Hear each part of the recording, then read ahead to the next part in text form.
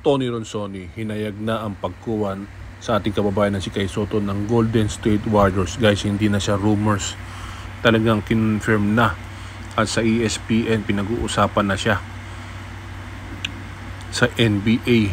At ang two-way contract ay ibinigay na sa ating kababayan ng si Kai Sotto. Sa latest na interview ng ating kababayan na si Kai Sotto, nireveal na nga niya ang team na kukuha sa kanya, ang Golden State Warrior, dahil fit na fit ang ating kababayan na si Kai Sotto maging sa marketing at sa dami ng fans at revenue na pwedeng maibigay ng ating kababayan na si Kai Sotto at ang style ng laro ng Warriors. Talagang Kai Sotto napunta na sa pinaka fan base ng mga Pilipino sa California, at yan ay tahasan ng sinabi ni Tony Ronsoni. Breaking news na sinabi niya na talagang Kai Sotto mapupunta na sa Golden State Warrior, at abangan.